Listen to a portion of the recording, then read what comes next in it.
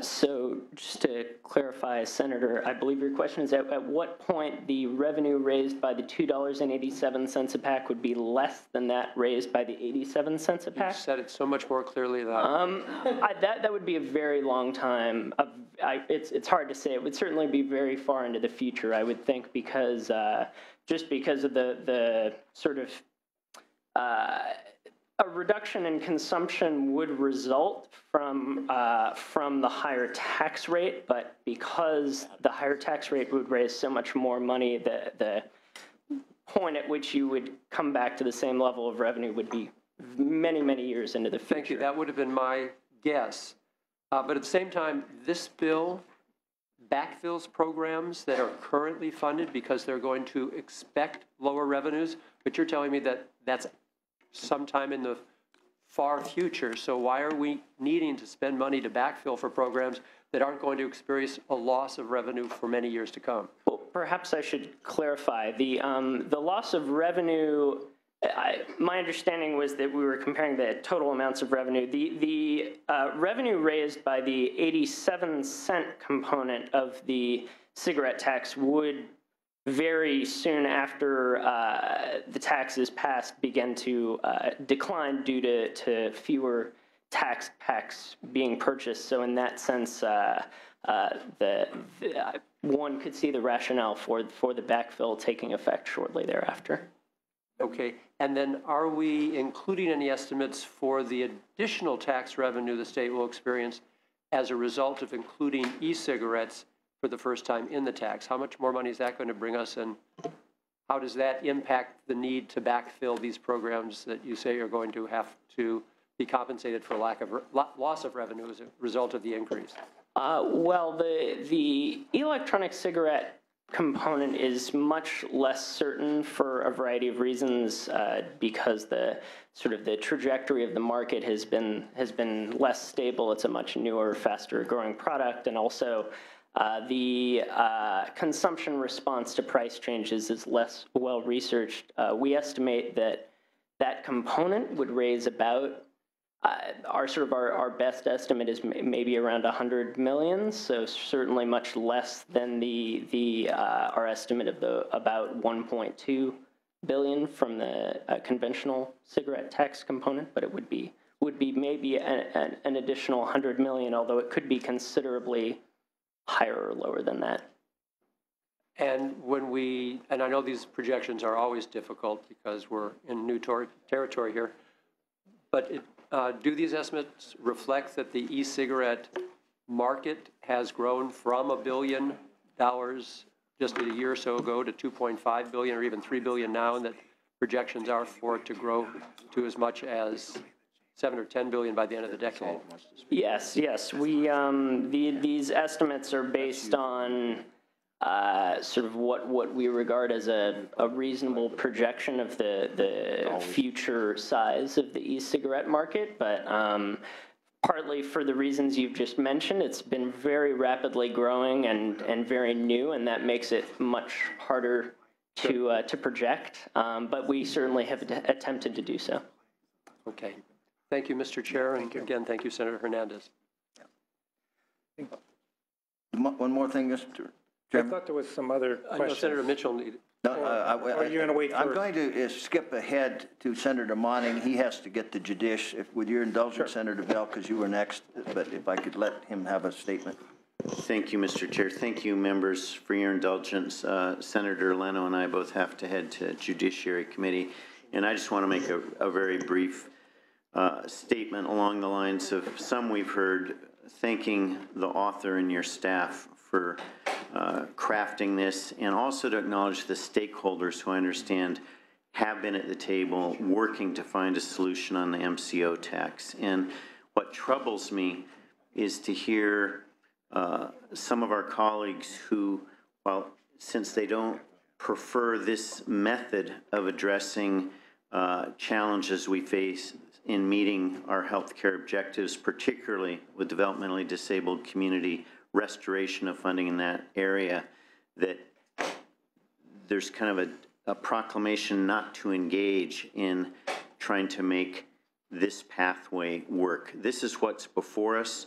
we have stakeholders engaged in good faith, and we have those in disadvantaged communities, and particularly in the developmentally disabled community, who have been patient beyond the pale, who have been patient for over 10 years in some cases, to the point that the failure to act now provides no solace and provides no remedy that can be acted upon. So I just feel it's incumbent upon us as a legislature, irrespective of partisan affiliation, to use this opportunity with the good faith of stakeholders and a mechanism that can use a combination of MCO tax, of tobacco tax, to restore funding to the developmentally disabled community, to remove the reduction to in-home support services, and to achieve critical policy objectives that are healthcare objectives that, in the final analysis, become fundamental human rights, health rights as human rights. And any delay in trying to achieve these would be a delay built upon past delays. So while this may not be the perfect solution in the eyes of some, it is the solution in front of us, and it is one that I would encourage all to engage in good faith, and for us to be willing to bend and move and to act expeditiously. So again, I want to thank the author, all the stakeholders from the various sectors, and encourage colleagues in this committee and in the legislature, let's keep working to make this work. We can always revisit down the road, but history is watching us, and it demands that action be taken. The action delayed has impacted lives, and as has been pointed out, we've lost skilled providers because they can make closer to a living wage working in the fast food industry than they can make providing skilled services to among the most challenged in terms of physical, mental disabilities in our communities. So it takes a community. I thank the author. I do apologize for having to head to judiciary, but I'll return for any vote. And again, thank you for your leadership on this. And Mr. Chair, thank you. You bet. I will restate that the Republican Party all year has proposed solutions. I've noted 2 of them. Those have been stonewalled. So as far as engaging, we haven't even been allowed the opportunity to engage. And that's not the way the legislative process should work. And in terms of the stakeholders, I'm aware that there are some stakeholders out here that are not altogether in agreement. Now, whether they come up and speak about it today or not, that'll be seen. But there are some difficulties with this approach. And the taxpayers should take note that there are other approaches than this particular one. In one case, that gives a government agency the ability to tax you without representation. Now, let's get over to Senator Bell. I would like a question after Senator Bell, Mr. Chair. Thank you. Pardon? I'll ask a question after Senator Bell. I think Senator Mitchell, and then you. I'll be last. Least I get in front of Senator Mitchell. You can try. As they say, my mama ain't raised no fools. Mr. Chairman, and members of the committee, I'd like to thank our Senator Hernandez for his leadership on this issue. This is not an easy task. It's putting together the pieces from various things to come up with a solution. And I think that's very important that we all in this room recognize that he did an excellent job putting this together. Now, my only real request is that we need to fund a 10% increase for the community providers and regional centers for the developmental disabilities at $308 million. This bill is something that can be adjusted through amendments that we have submitted and are pending. The amendments deal with the $308 million that we talked about, the 10%. that would be matched by over 150 million in federal funds if we achieve that 308 million. So it would draw down federal money. We'd be able to save money by adjusting the audit requirements for developmental disabilities. We submitted that as amendment. Adding, there's something we need to add, and that's early start. Early start's, and I'm sure the senator from Los Angeles can articulate it better than me. It's almost like you put the money in the early start program, and it actually immediately will get you money back because it saves money, and it's almost like a zero cost or better than zero cost kind of investment. And we wanted to see the $230 million change to the 10%. And I hope that we can work on these amendments prior to the Appropriations Committee.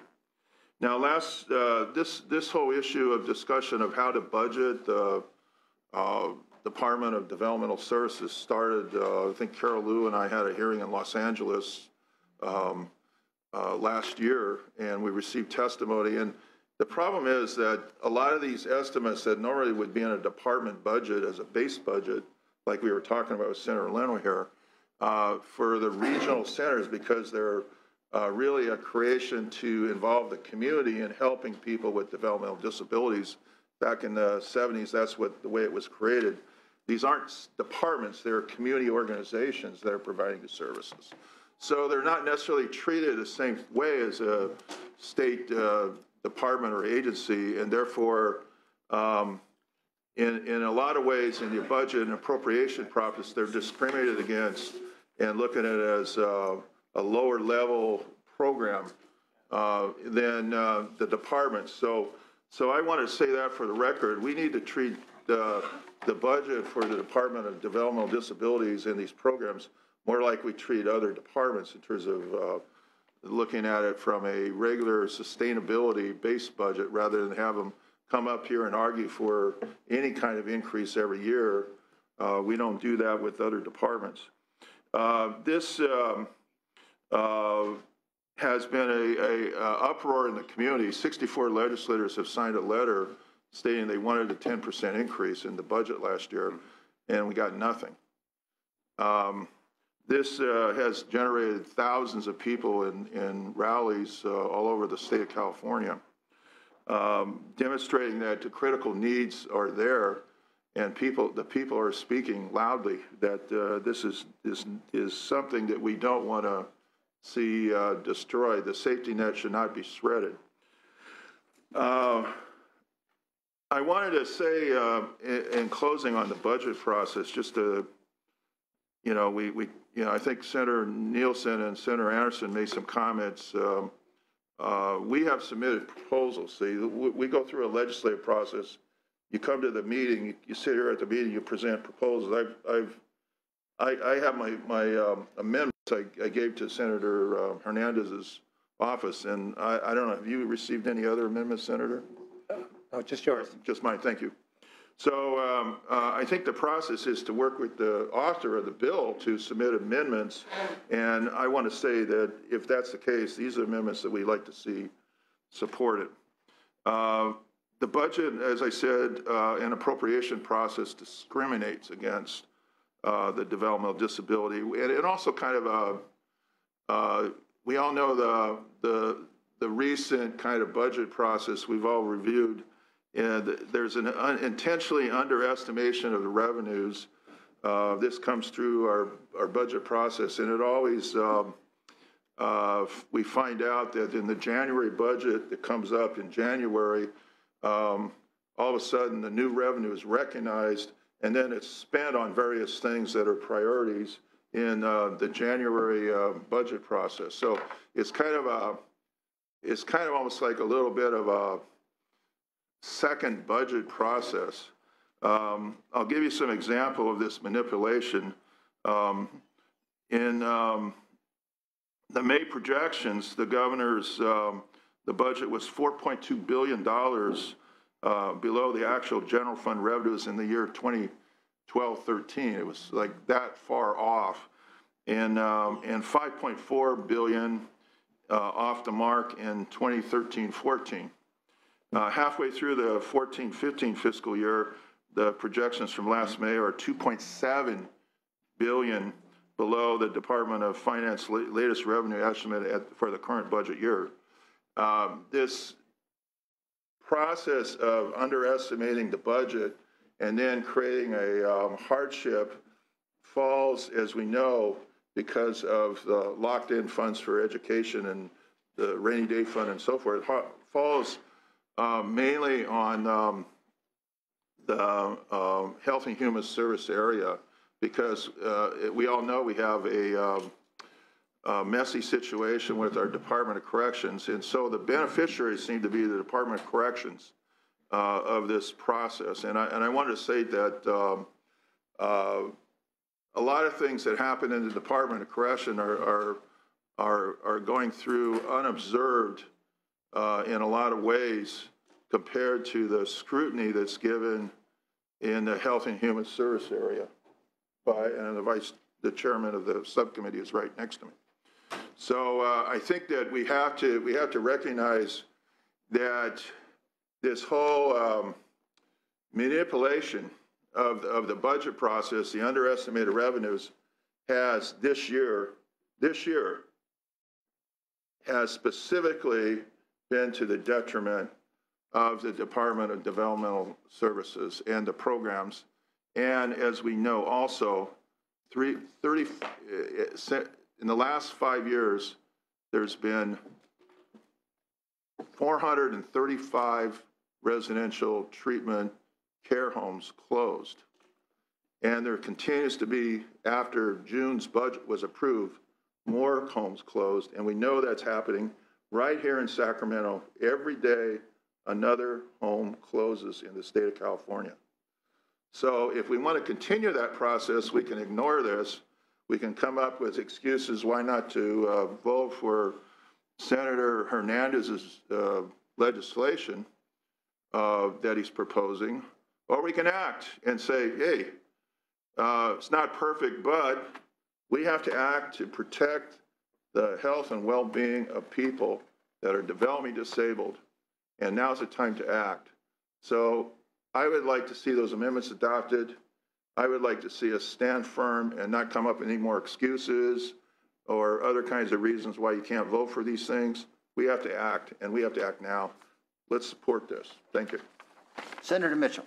I move the bill and call for the question, and whatever else I can do to keep this process moving forward. I move the bill. No, I can't accept the motion. We're going to proceed with the hearing. The motion to stop the hearing, we're going to So I move the bill then. We got the motion to bill, the bill stands. Senator Hall. Yeah, I just want to thank also the author for your steadfastness through this process. We can come up with multiple excuses each and every time we pass any piece of legislation. But when we have legislation that actually assist and protect the most vulnerable in our communities, our seniors, our children, those with developmental disabilities, we can't turn our back on that segment of the community. It's time that we act. It's time that we take a stand and stop kicking the ball on this one. I am very much supportive of the movement and the drive to assist this population of our community. And so I also will be supporting this measure. This affects my community, the most southern part of Los Angeles County, Watts, Compton, San Pedro, Wilmington, Hawthorne, Inglewood, Gardena, Watts, that entire southern Los Angeles County area where the need is most.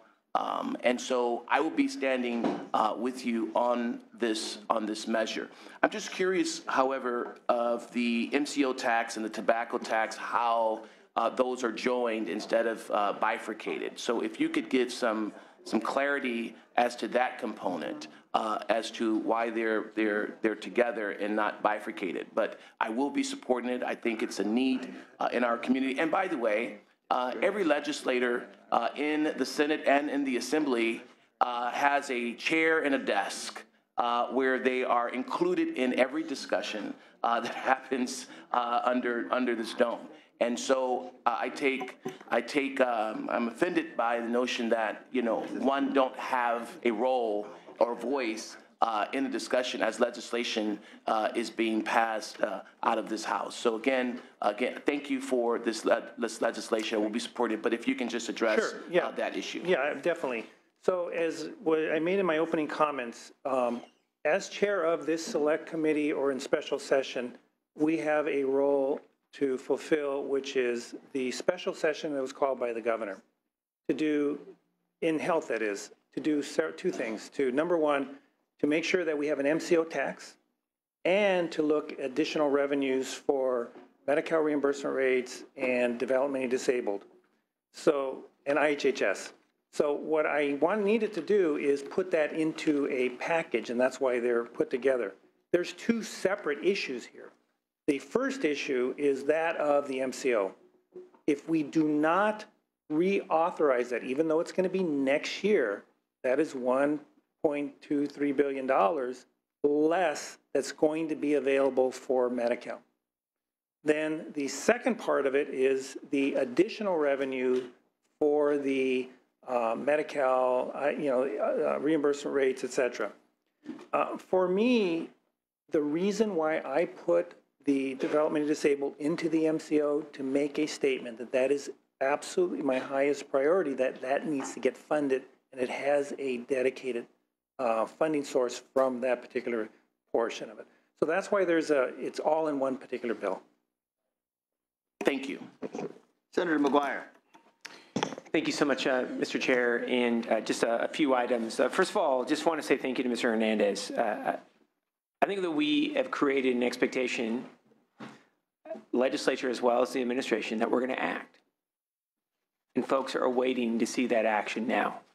Mr. Hernandez has brought forward a practical bill that will tackle some of the toughest subjects of this special session, and I do appreciate that. And do appreciate also Ms. Kent from the administration engaging on this important issue. A few items. Would like to talk about budget, would like to talk about tobacco, as well as disability services. Again, and Mr. Bell and I have talked about this related to transportation. Keep hearing the issue of a surplus.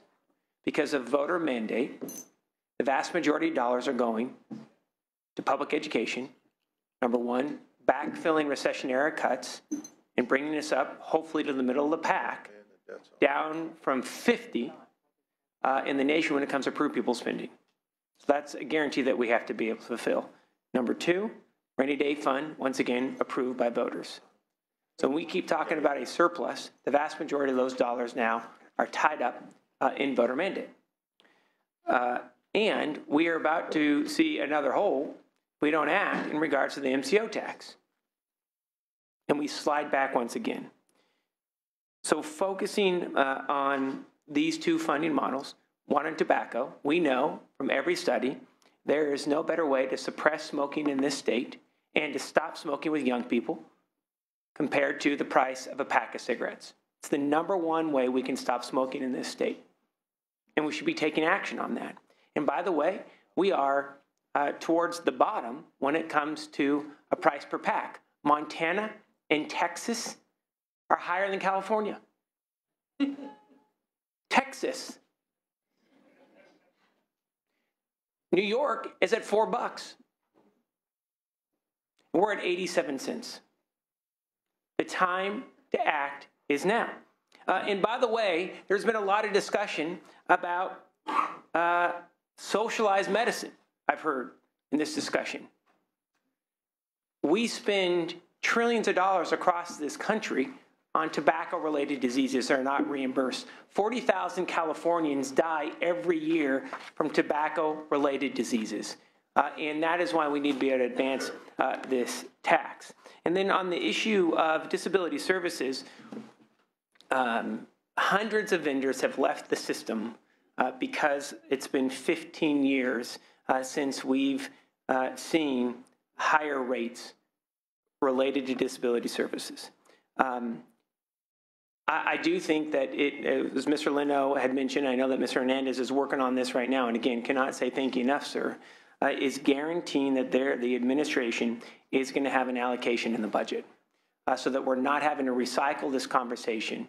It's been 15 years in the making, and we need to be able to advance that. So any way that we can create that lockbox is going to be important, and hopefully the administration is hearing that today. And then I know that there have been other ideas that have been brought forward, potentially backfilling on the issue of disability services. The Republican side and the Democratic side both had a bill that would have taken savings from developmental centers and put it into the regional center system. But the reality of that is it generates tens of millions of dollars, nowhere close to where we need to be able to go, whether it's 7.5% or 10%, to be able to get to the $230 million at the 7%, or the $304 million when it gets to the 10%. And by the way, it's over time. So we can't afford to wait. The system is in crisis, and we need to be able to act this year, and I do believe that Mr. Hernandez's legislation will do just that. So I really appreciate that and going to be supporting Ms. Mitchell's motion. Dr. Pan. Thank you, Senator Nielsen. Actually, just first of all, just a quick procedural question, because I know that while we did hear for witnesses' support, there are additional witnesses. We're going to make sure that they have equal time. Okay, and that members will still have an opportunity to comment after the witnesses have presented. Absolutely. Then I guess the other question is, I do see that we have the Director of Healthcare Services. I believe there's some additional information that she may have. I don't know. I've asked the authors, is there plans to have her come and speak? Well, yes, what I'd like to do, and depending what the chair would like to do, whether we do the support and the opposition, but at some point I would like to have the director come up, because I've been working with her diligently throughout these last few weeks with the plans to figure out how we're going to get an MCO tax, to kind of explain the mechanism of the most recent proposal as opposed to the flat tax, as opposed to the tier tax, and how close we are. So if you don't mind. So I would appreciate having I just don't know the timing first. Of when the chair, but perhaps maybe we can do the support, the opposition, then we can bring the director up. If we might do that, Mr. Chairman, I think that'd be more appropriate. If that suits the chair. Then I will wait for my remarks till after this presentation. But we will bring the director up as soon as the opposition is completed. Okay. Then the last question here of a member of the panel would be Senator Morlack. Thank you, Mr. Chair. Thank you, Senator Hernandez. I'm having fun reviewing the bill. I don't want it to die a death of 1,000 pinpricks, but there are just a lot of issues in this bill. The elasticity has got me concerned. All the variables that are impacted when you raise one tax, what happens to the users of cigarette products, what happens to the poor, what happens to a black market, how do we define equivalent? But my biggest concern, Senator, is the winners and losers using a tiered system. I am very uncomfortable with doing that for the MCO. So I don't know how we try to figure out how to backfill some of these people that are these MCOs that are in the wrong category at the wrong time. I would think that maybe some kind of tax credit would be appropriate so that there's no one is no better or no worse just based on what their membership role is. So I find that a little awkward, but we're here because the budgeting process in this state is awkward, and we're dealing with some awkward expenses that are pushing everything else out, and it's not fair. And I would just make my remarks short, but we're spending billions more every year, not every year, but building up quite a bit for pensions. We're paying for the past, and it's consuming and eating up our future. And so we've got to figure out how to take care of some other issues instead of always making everyone feel guilty that they've got to pay another tax because of the way we're spending our money. So I'm opposed to the bill, Senator, but I appreciate all the work you're doing. Thank you. So if you don't mind, my understanding is the director has a conflict. Then let's bring the director bring her up now and could perhaps address Senator Morlock's question. Because I agree, we have two mechanisms that were initially proposed. One was the flat tax. The flat tax would have brought in less federal money and wouldn't have been as robust to the general fund. You have the tier tax, and we had a hearing on that, and yes, the tier tax created some problems because some of the losers would have been the plans that would have been at a competitive disadvantage in the marketplace. But I believe there's a very, very unique model that the director will perhaps lay out to you that is pretty close to getting everybody as close to whole as possible, and we're kind of whittling out the final details on it. But before I turn it over to the director, I'd like to just publicly say that it has been a pleasure working with Jennifer Kent. I've had the honor of knowing her for many years. She has done an outstanding job as an incredible public servant, and I just wanted to thank you, Jennifer, and I'd just like to turn it over to her. Director Kent, please proceed. I've watched you work for a number of years too, and I extend same compliments. Please proceed. Thank you. So with that kind of opening, it's kind of hard to launch into a tax discussion, but I will do my best. And the credit for the model that we currently are negotiating with the plans really is not something that came out of my head. It came out of our state Medicaid director, Mary Cantwell's head. And so I really have to credit her for sitting down one night and saying, how can we do this better? And so in taking a step back from the proposal that we had in January, as you know, there was a enrollment-based tax that is tiered on plans enrollment. And the overall impact to the non-Medi-Cal plans was about $680 million. And so we were raising a total amount of about 1.3, which was the amount that we felt was the loss of the existing MCO tax that we are being forced to relinquish due to the federal changes and rules around provider taxes, as well as for a backfill of an amount relating to an IHSS 7% withhold. So under that scenario, we were raising $1.3 billion. There was about a $680 million impact on the non-Medi-Cal plans.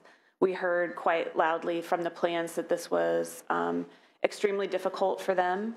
It had significant market impact. And so we had been working with them throughout the year in terms of, could we do this a better way? Could we have it on revenue instead of enrollment? Could we have it on various tiers? We tried a bunch of different alternatives. And what we came up with a couple of weeks ago is different. We have run it through our federal attorneys that help us negotiate such items in the federal government. It meets the statistical tests that it's required to by federal regulation. And in essence, is what we are doing is we are doing a tiered tax still on enrollment. We have a Medi-Cal plan tax, and then we have a non-Medi-Cal plan tax. The revenue raised on the Medi-Cal plans on enrollment is a significantly higher dollar amount than the non-Medi-Cal plan amounts taxed. It meets the statistical tests, and what it in essence did was drop the net impact from $680 million on the plans annually down to about $320 million. So we halved people's annualized amount. We heard from the plans that this was still, again, very hard for them to do because of how it impacts affordability in their marketplaces. So for individual small group, large group purchases, obviously this still continues to have ramifications. And this is a credit to the administration more broadly as we worked with the Department of Finance that we have offered to the plans tax cuts on both the gross premiums tax and on the bank and corp tax. This further reduces the net impact to the plans to about $118 million. So we are offering, there's about a $290 million amount that is being, it's impacting those plans' net loss as it pertains to this MCO tax. And the reason that we are allowed to do this, and we believe it still meets the federal tests, it is not a hold harmless. It is not a one-to-one removal of the tax burden.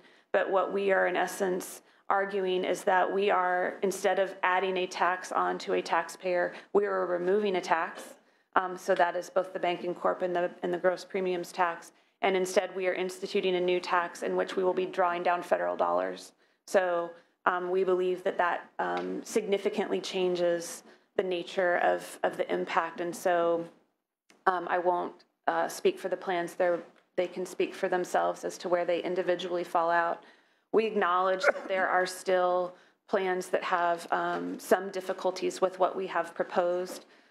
We are working diligently to see if there's ways that we can mitigate it that still meet all the federal rules. And so we are not fully there yet, but I believe this is about as good a proposal as we can get while we can still maintain credibility of getting this passed and approved by the federal government. Director Kent, do you feel that you have the authority under existing law to do this removal or the adding of the new, or will that be as empowered by this particular bill? Where is your authority, statutory authority to make that move? So we would need statutory authority to both relieve the plans that pay the tax entirely from the bank and corp tax. That would have to be statutory. We are proposing to drop the gross premiums tax by a full % from 2.35% to 1.35. That requires statute. We provided language we were drafting last night. We provided it to both staff as well as the plans last night for them to review. And so I believe it's at Ledge Council, and to the extent that we are working with obviously both houses of the legislature to get this across, it would be part of the MCO tax. And so there would be tax cuts as well as this new tax. As amended into this particular bill on its way? Yes. Okay.